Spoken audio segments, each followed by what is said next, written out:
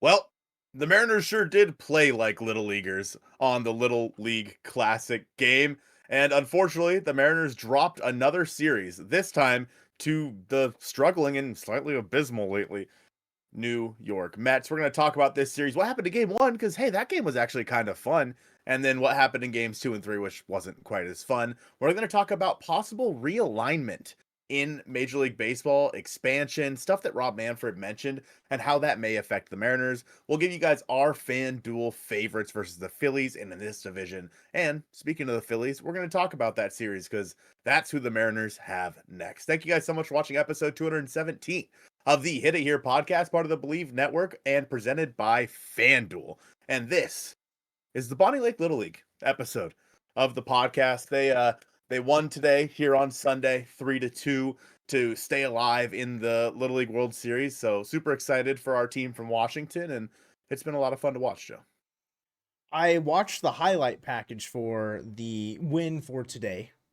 It was posted like really at 6 a.m. Well, yeah, but it was also like on YouTube like really quickly. I don't know what YouTube channel like put it together. I don't know if those clips are being used, fair copyright related things. There was a funny point during the Mariners broadcast that I heard. I think it was listening to the radio where Rick was reading that whole like bit off, like, the don't blah blah blah blah blah copyright, and he goes at the end of it, he said, "Don't do it," and I thought it was really funny. But yeah, Bonnie Lake Little League, they lost the first game and then won the elimination game. So I don't know who they play next, but I mean, hey, you caught a dub, represent our little neck of the woods pretty well, which is exciting. It's kind of like weird. It's Bonnie Lake Sumner, but glad that they got a funny story. They got one win. And the Mariners got one win in Williamsport. So maybe they'll come out the better, but tell me your funny story. Do you remember when I played for the Bonnie Lake Sumner Little League? Was that juniors? The Express. Yeah, the juniors, right? The orange team. Yeah. Because the league that we played in folded, and there wasn't a league that year. So I played for the Bonnie Lake Sumner Little League, but I was not allowed to go to All-Stars because my address was not in Bonnie Lake or Sumner. Oh. So they wanted to keep you down. I mean, I substituted for that team when I wasn't even in the league. I just threw on a team's jersey. I wore some random shoes. I don't remember what I was wearing. And I played in, I think it was a legit game. It was not even like an exhibition. It was like an actual game, and no one caught on. I don't know if I did anything good. I don't remember. Yeah, Little League's crazy, man. Just like game one of this New York Mets series, Joe. Wow, that was crazy. This was just a back and forth affair. Luis Castillo did not have his best stuff in this one. The Mariners came away with 16 hits and 11 runs compared to 9 runs and 12 hits from the New York Mets. The Mariners scored in the first. They scored in the second. They scored in the third. All in all, it was a 4-3 game until the Mets scored 3 in the fourth inning, and the Mariners were able to come back with a big 7th inning, scoring 5 runs to give themselves the lead. Now, when you look up and down this line here, obviously Cal Raleigh breaking the tie with Johnny Bench in this one. He hit a home run. He went 3 for 5. This was the most doubles hit in a Mariners game in the history of the franchise. Mm-hmm. Not just this year, the history of this team, Joe. This game was a lot of fun in the end. I unfortunately didn't get to watch a ton of it, as I believe this was on Friday, right? Or no? Friday? This was on Friday. And I just remember checking like game day related things, and I saw a Mitch Garver home run early on in this game. I saw Mitch Garver walk, and then you see like the Mariners offense like, okay, cool. And then the Mets, it was the Francisco Lindor game to start. I mean, multi-homer game for him, not great. But the bugaboo for the Mets so far in like probably the second half has been the deterioration and the implosion of their quality pitching. And the Mariners, I mean, didn't tag Manaea for a ton, but I mean, 4 earned is enough to chase him after 5. And then the new look Mets bullpen, you get Tyler Rogers, you get Ryan Helsley. I mean, Brooks Raley, not new. Ryan Stanek, not new. But like getting to Rogers, getting to Helsley, that's great. I mean, you don't allow them to lock down and keep the lead comfortable, keep the lead safe, or whatever. I mean, Helsley only records a single out. Brooks Raley only received, like, they had to use 3 pitchers to get a get through one whole inning. kind of incredible work from the Mariners offense to bounce back, battle back against a bunch of different looks, but able to come through. I mean, Cole Young was the Smooches Bro player of the game in this one. Voted on by chat that I saw, which was exciting. Yeah. Shout out Cole Young. I mean, 3 for 4, 3 RBI. Big. I think did he hit the base, like the go ahead double? I think so. Yeah. So I mean, big game from him. It was just a pretty overall great game from the offense in general. Thank God, because they needed it, because the Mets offense also decided to show up in that one. Yeah, that was a game that it felt real bad real early after Luis Castillo had to get pulled from this game. It felt like, maybe some mismanagement by Dan Wilson. Who would have thought? Kind of leaving Luis in there a little bit too long. And then at that point, you look at where the score is, you're like, oh, maybe we leave Luis in there actually now because he just needs to eat another inning. But in the end, it worked out. The Mariners were able to get the job done. The same cannot be said for game 2 in this series. This one was a stinker. Now, Brian Wu, 6 innings pitched, gave up the 1 run. Exactly what we expect out of one Brian Wu, but the Mariners offense, 4 hits and 1 run. That 1 run was an Eugenio Suarez home run. Otherwise, you had Cal Raleigh with 2 hits and 2 walks in this one, and Dom Canzone had a base knock in this one as well. Caleb Ferguson did not have a great day out on the mound. It was honestly a lot of, if I remember correctly, some soft contact, which is kind of the name of his game, that got to him. And yeah, the Mariners just fallen this one 3-1. Continuing, Joe, the question, is this offense T-Mobile Park merchants? I just don't understand how that's possible. And I don't know if I want to live in a world where that is the case. I mean, of course, you take the wins when you can at home, but you got to be able to figure it out on the road as well. And of course, you're going up against the rookie making his debut. Nolan McLean is how I heard it pronounced, even though it's Lean. That's how they pronounced it? That's what I remember hearing. Well, whoever did that, they're wrong. So is it McLean? Do you know? This is not another what's his face from strike that from the record, from the Athletics from earlier this season.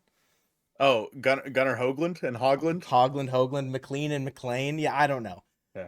I mean, 5 1/3, 8 strikeouts for a rookie making his debut. Like, the Mariners against debuts have been awful in just recent memory, and that was more of the same on Saturday against the Mets. Wu had to battle and grind for those 6 innings. I mean, he walked 2, I think, with 2 outs in the 6th inning, and then he had to get, like, I think it was a pop out for the final out, but he had to work for it. And yeah, he did. With nothing to show for it from the offensive side. Just I don't know if it's, not having a lot of tape on a rookie making his debut, or you're tired from the night before because of all the at-bats and the, back and forth that you had to do because you're playing a day game after a night game. At this point of the season, I think for a lot of the parts of the season, you can't make excuses anymore. But also, like, if this was April, would I have the same sentiment and tone? Maybe not. But maybe we should. And that's just the product of being a baseball fan, where the season is 162 games. It's a long one, but you needed more to show from it. And it's just a piss poor offensive output, plain and simple. And you didn't want to have that show up to the biggest stage of the weekend, Sunday Night Baseball, Little League Classic in Williamsport. And unfortunately, we kind of got more of the same. Yeah, this one, George Kirby was just, I mean, frankly, he was bad.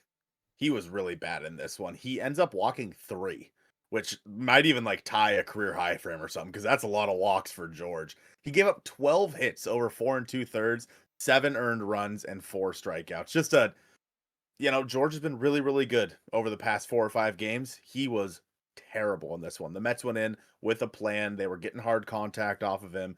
And unfortunately for the Mariners, they weren't able to capitalize on the very few limited opportunities they had. Yeah, there was some bad defense in this one, specifically from Julio.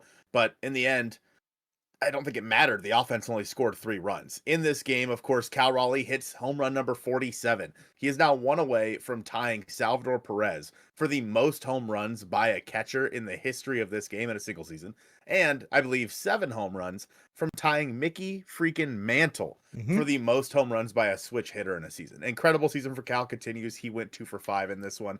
Jorge Polanco also drove in an RBI. He went 2 for 4.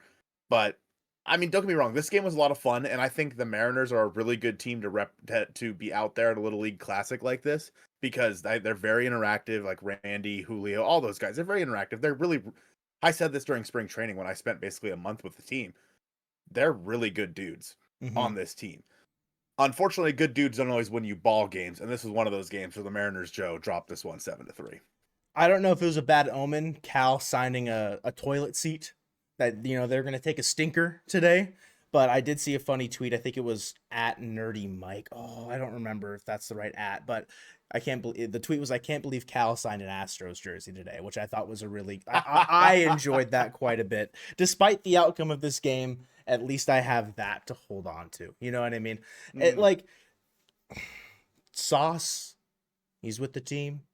Make, 2 1/3 working out there.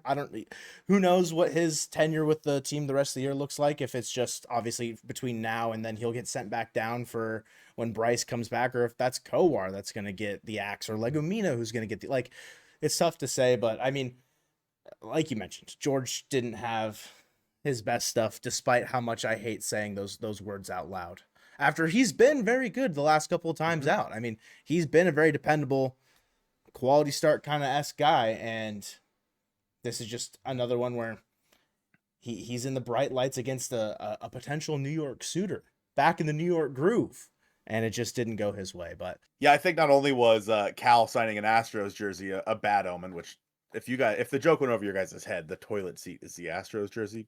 I'm sure some people didn't understand the joke. He didn't actually sign an Astros jersey. You know what I mean?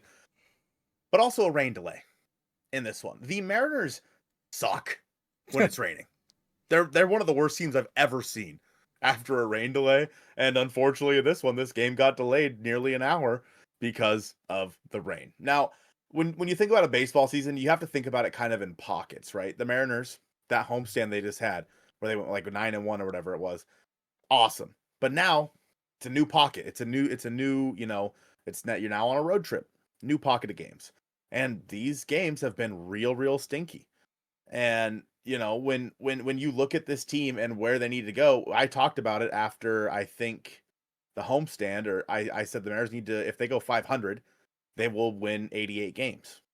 That number's quickly dwindling. Yeah, in terms of what you have to do to be an 88 win team, and preferably I think you need to be 90 plus to win this division.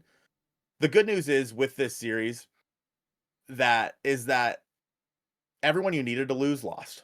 The Astros lost. The Guardians lost. The Mariners still find themselves in the same spot they were a couple days ago, just with a few less games. Now, they are, I Bleav they're through 4 games up on the Guardians, I think it is. That's a pretty decent sized lead with how few games are left. But in the division, I think they're a game and a half back of the Astros at this time. But during the broadcast, Rob Manfred mentioned something. And the Astros might not be in our division for all that much longer. Realignment and expansion, which is something that's been talked about in MLB for a very long time, was something that Rob Manfred brought up. And realignment meaning that the divisions, change. You're not going to have a team from Texas in the West division. This just doesn't make sense. And so it's something that's been talked about for years. But having it said from the commissioner of baseball himself, Joe, it really does feel like this is something that could be coming down the pipeline.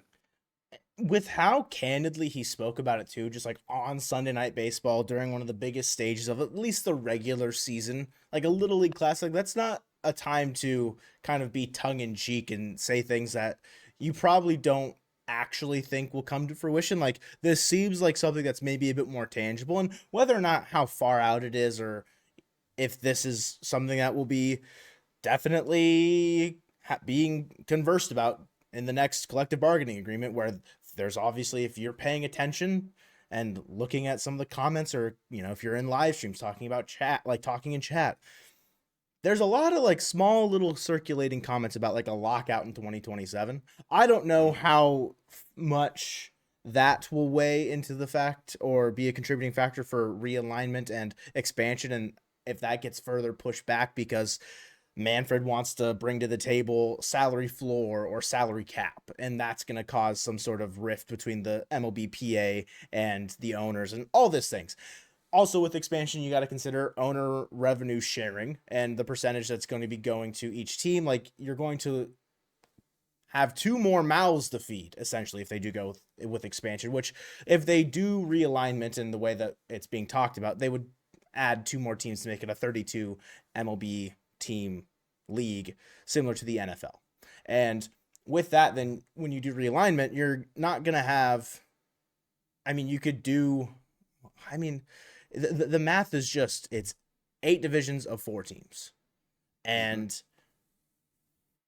with that being said, like talking about, like he spoke about needing like the West Coast time slot to be playing a game at 10:10 on the East Coast, like, like you don't want Boston playing in Anaheim as much, and all these things with travel and how that's considered. You mentioning the Astros not necessarily being in the Mariners division anymore.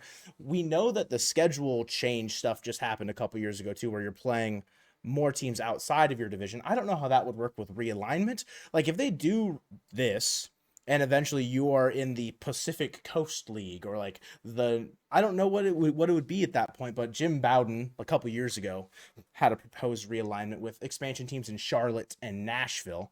I don't know if those are necessarily the two favorites, because I think that the proposed Pacific Coast division of the Rockies, Athletics, Mariners, and Giants, we're eating that up. If that's the case, I don't know if the Rockies necessarily fit in. And I think a Portland team would be better for the expansion in that regard. But the hard part is figuring out where the Rockies fit in elsewhere. If it's with the the likes of Southern California and Arizona, like that's probably where they align. But I think the even bigger, more pressing issue is Oakland. They're not in Oakland. Of course, they're going to Vegas. Yeah. They shouldn't. This was obviously made before the move to Vegas was announced or whatnot, but the Athletics would not be in the Pacific Coast League because there are plenty of teams that are closer. I think that if you were to name it the Northwest League, then sure, it could be, if they did Portland, you could consider Colorado, maybe Northwest, I guess, Seattle, and then I don't know, figure something else out there. Maybe it is the Giants or what have you. Sure. But yeah, there's the hard part with Seattle is they're so far away from everyone. And unfortunately, that means that they're going to have to get grouped in with whoever they get grouped in with. Thankfully, none of those super scary teams are all that close, right? So for the Mariners, if the Astros were to be moved out of this division, yeah, based on what we're seeing from Jim Bowden here, is the Mariners would kind of run whatever division they're in, because the teams that fit into their division aren't really that good. Now, the Dodgers, of course, if they wanted to do some weird, like the Pacific Coast League is the Mariners, the Angels, the Padres, and the Dodgers. Sure, like all the way up down the coast. Yeah, that's the actual Pacific Coast. Yeah. But I think they'd if again, it just depends on what expansion teams come in. If they do a Portland team, whatever Portland, they would be lumped in with Seattle, and that could be Portland, Seattle, and then the LA teams, because then you could leave San Diego down to be with like some sort of I don't know, like if they put San Diego with Colorado and Arizona and then something else, they wouldn't split San Diego and the Dodgers up for the rivalry aspect that's been going on for the last couple of years. I guess that's fair. Yeah, that's a good point. It's hard when you look at where geographically, of course, Vegas, I don't think it is completely ruled out. It's just like the nomenclature of Pacific Coast doesn't fit Oakland, or I guess it fit Oakland. It doesn't fit Las Vegas and Denver. So if you do something different there, where it's like not just like Pacific Coast, but I think if it was if it was Portland, Seattle, Vegas, and Denver, I don't think that's necessarily something that would be super hard to do. But then it's like, where do you put San Francisco? Do you take the Diamondbacks out of that California, and do you just have a full California? You got the California division of San Francisco, both LA teams, and San Diego. It's interesting. when you think about where that could end up, and of course, I don't know fully what teams are still like, or I guess like locations are still the front runners for expansion teams. I imagine I and maybe it's just our, what we see. We see stuff about Portland more often because we're nearby. Like, I haven't heard a lick about Nashville, about if they're going to try and do a split between Montreal and Tampa Bay anymore, if they're going to do Charlotte. Like, I don't know because we're not there. And that's I think part of the equation too, is like, if there are favorites still, it's probably just like based on where you're hearing it because of where you're located. Like, I think Portland's a front runner because that's where close to where we are. And I think it does also kind of make sense for the realignment and the expansion to add a team towards the Mariners, so that way the travel does become less. I think that also it could be beneficial for them to add another team in like Victoria, BC, or Vancouver, BC, another Canada team, because obviously Canada has one team. And if they really do decide they want to expand more into parts of more of North America, it makes sense for Canada to have another team, because a lot of the West Coast Canadians, their closest team is the Mariners.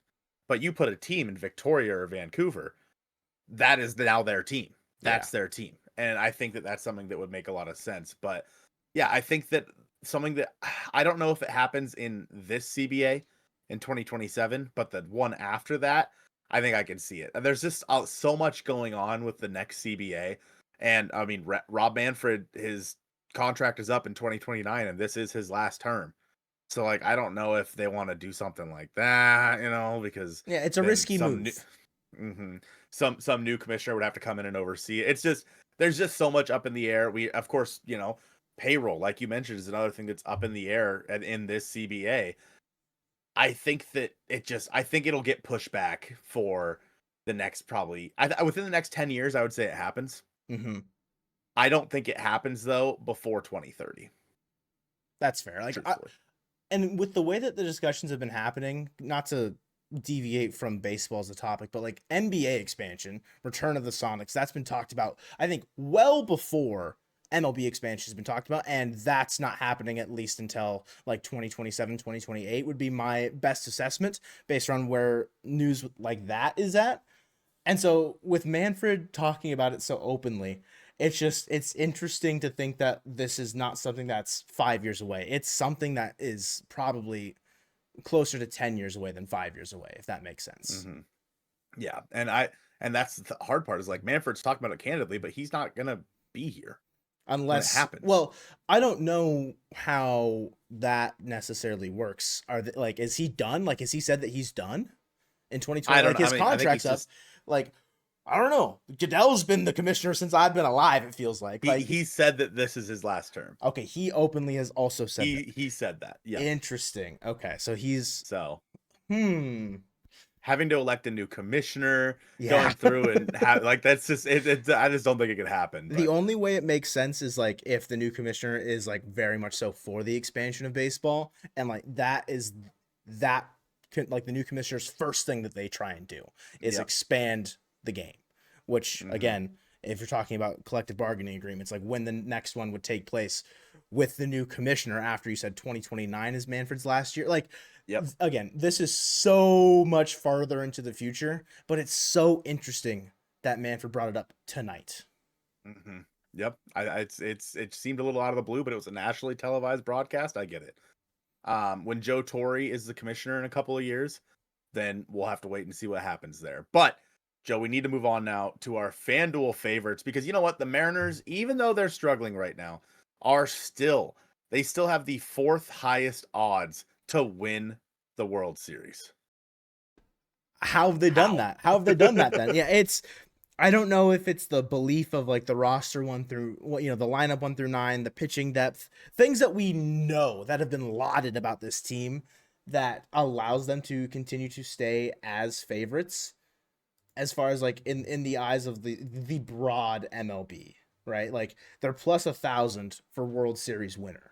They're still behind all the National League teams, but they're tied with the Tigers and the Blue Jays, both teams which are leading their current division. Like, again, not to build false confidence, when odds makers and percentages and things are favoring you in such a way, there's got to be something there in the underlying aspect of what goes into that should point us into a positive direction in thinking about this team. It's just very hard when you don't see it happen on the field. I'm sure Brewers fans probably feel the same way about seeing their team as the third best odds to win the World Series when we know that every time they get into October, they can't make it past the first round of games that they play in. If they're the 1 seed coming out of the National League, is this finally their year? Like, I understand. I think from the Brewers' perspective and the Mariners' perspective, like, this is uncharted territory and it can feel a little uncomfy.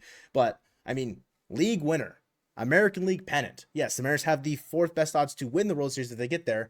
They don't have the best odds in the American League to be the representative for the American League of the World Series as it stands right now. Not far behind, but still they're third to the Tigers and the Blue Jays. The Mariners sit at plus 400 there over on FanDuel. If we want to take a look at the division, again, like it seems like it's a coin flip to, I mean, FanGraphs playoff percentages. We have FanDuel betting odds here. The Astros at minus 125 to win the division. The Mariners at minus 115. Rangers plus 4,000. I'm just kidding.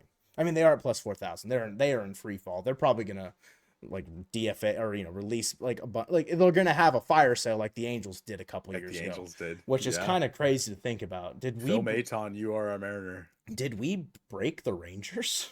I kind of think that we did. The American League West is the closest division race by far in terms of basically every metric. With the Astros at negative 125, the Mariners at negative 115. I mean, it's a foregone conclusion, right, that the Tigers are going to win the Central. Duh. In the East, it's gotta be the Blue Jays. I would be shocked if the Yankees make a run towards the end of this thing. I mean, when it comes to the American League, the thing about the Mariners is that nobody wants to play them because, yes, we've seen them struggle over the past, hey, we can blame it on the rain delay today. We can blame it on facing a debut the day before.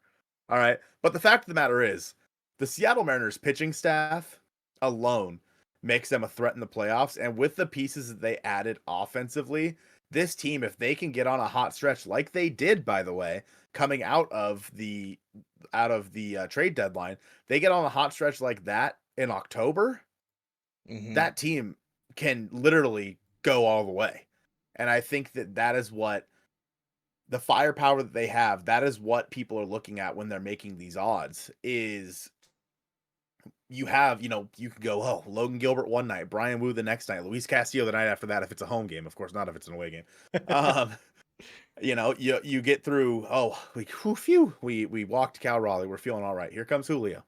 Oh, he hit a double to right field. Oh, here comes Josh Naylor. Like, it's nonstop with this lineup and with how good this rotation is. I completely understand why the Mariners find themselves, at least in terms of the odds, where they do. And it doesn't stop at just like overall, like the broad outlook of the rest of this season. Even going it against the second best team in the National League, if by record, maybe if you value the Dodgers or the however, you're facing the Phillies in your next series at home. The Phillies are 40. I'm sorry, they're 30. The Mets are 40. The Mets are crazy at home. That's what it is. The Phillies are 37-21 at home. Still a very good record. I mean, we talk about how the Mariners are home, T-Mobile Park merchants, 37-25. The Phillies are better than that. They've got a over 600 win percentage at home. They're 6-4 of their last 10. One of few teams in baseball with 70 wins. Like I said, the second best team in the National League. The Mariners are still at minus money. They're almost even odds with the Phillies in this first game with Logan Gilbert against Rangers Suarez. Mariners money line at minus 106. The Phillies at minus 110. So the Phillies are hardly favorites. I wouldn't even call that favorite. It's basically even money, but there's also to hit a home run. They've already got those odds out over on FanDuel. Kyle Schwarber and Cal Raleigh at plus 240. I mean, this is like the home runs. This is a home run chase kind of series where who's going to lead the league in home runs by the end of the season? Is it Cal Raleigh or will it be the rest of the pack at this point? I mean, Schwarber's coming in hot. The fact that someone's tied with Cal in terms of odds, since doing this, I don't think we've seen that. Which one's Sosa and which one's McGuire? Damn. Tough one. Hmm. We're talking about the great home run race. Neither, because neither are Perfect. right-handed. I That mean, is true. Cal is That like is true. right-handed adjacent. Sometimes, yeah, Every once in a while. yeah, but yeah, it's going to be a super fun series with the Phillies, and it all kicks off on Monday. Really fun pitching matchup here. Logan Gilbert with his 3.31 ERA taking on left-handed pitcher Ranger Suarez. Suarez has a 3.28 ERA with 101 strikeouts. He's a left-handed pitcher, Joe. Yeah. And you know what that means. Can Mitch Garver is going to get in the ball game. He's hitting 333 in 3 at-bats with the home run off of Ranger Suarez in his career. Salad Paw. It What? fell off your neck.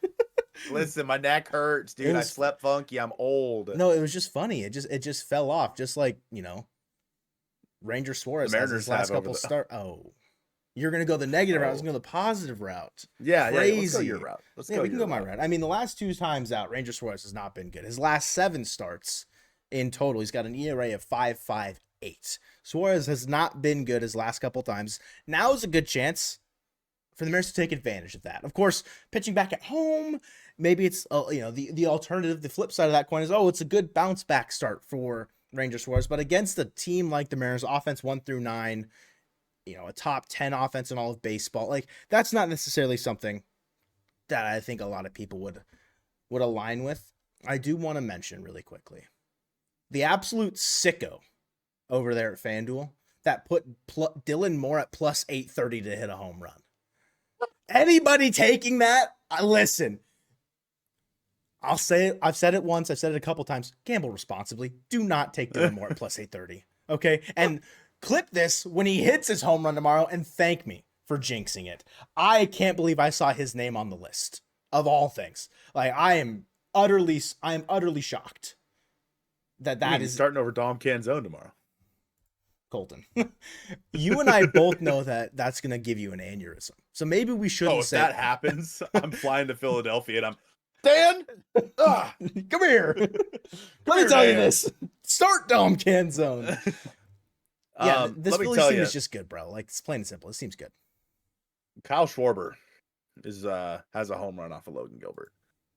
Cal Raleigh does not have a home run off of Ranger Suarez. Just saying. Nick Castellanos also has a home run off of Logan Gilbert. Brandon Marsh hitting 067 in 15 at-bats. So get owned Brandon Marsh. Now, Tuesday's game is interesting. You have you face all lefties, by the way, in this series. So we're getting a few Dylan Moore ABs at least. Christopher Sanchez is on the mound. He's 11-4 with a 2.45 ERA and 157 strikeouts. He has been damn good. Mm-hmm. And according to MLB.com, it's listed as TBD. But we all know that the starter for the Mariners that day is going to be one Bryce Miller. Now, Bryce is going to be coming back, and it's probably going to be like Taylor Saucedo getting set down or something like that. But Tuesday, I believe, is the expected date for him to make his return. And unless the Mariners do decide to reslot and go Luis Castillo that day, which is certainly possible, and then they move Bryce to that Wednesday. But nonetheless, if it is Bryce, he's going to be making that's not a debut, his comeback start. I don't know, what the hell would you call his triumphant return to the Seattle Mariners. Yes, quite. Versus the Phillies, a pretty tough team. So Bryce will have to be on his A game. From what we saw in his minor league rehab starts, the velocity is still there for him, which is very, very important to what we're going to see out of his new mechanic look, which is going to be very interesting. But yeah, I'm excited to see what Bryce has coming back. He has to stay healthy the rest of the way. He has to stay. The Mariners kind of put their cards on the fact that he was going to be healthy and ready to go. He's got to live up to those expectations, Joe. I did just scour Twitter for a pitching announcement, if any, that was made about Mariners expected pitchers this series, and nothing has come about. So if you find out after the fact, it's not Bryce Miller. All right. Not our fault in this one. Okay. Not our fault. Not all-star Christopher Sanchez, by the way. That's kind of crazy to think about with how good he's been. I mean, he's going to get top 5 Cy Young votes more than likely. Maybe top 3 if he continues this stretch. You mentioned all lefties. Is this like your personal hell? Yes. Do you think like this, not even just like this series, what this road trip has become? It's like rain delays, a bunch of tough lefties. Like you had Rogers against Baltimore, Mania, which you ended up getting, didn't matter, but you had a debut to counteract that against the Mets. And then you get 3 lefties to finish a road trip in Philadelphia as like the scaling of the quality of team ramped up. I mean, what is this schedule maker? We're living in purgatory. It doesn't get any better for the Mariners in the final game. I mean, it does. No, I mean, it does. Like if we're being very honest, right? Facing Christopher Sanchez, it's not going to be fun. You have a better chance against, again, MLB.com might be, is it Jesus Luzardo? Yes. Listed? Okay. That's what it is on Fangraphs as well. I just wanted to make sure. Luzardo's been good-ish, but he did get moved like didn't he get moved out of the rotation into a bullpen role? Did he? I have no idea. Because when they see, I don't know. I don't fully know. The Zach Wheeler injury has thrown my opinions about what the Phillies rotation wherever. Because I could have swore he did. Or maybe it was just they were talking about it once Nola came back.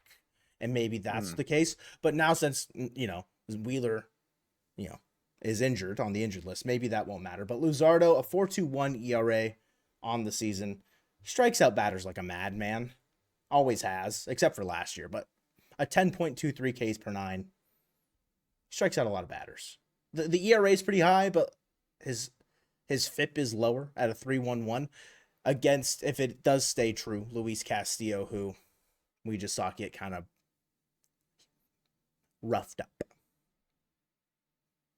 And when I look at the lineup, guys, when I look at the lineup for the Phillies and how they fared versus Luis Castillo in their career, it is not looking too pretty, Joe. Versus Luis Castillo in their career, Harrison Bader in 24 at bats hitting 292.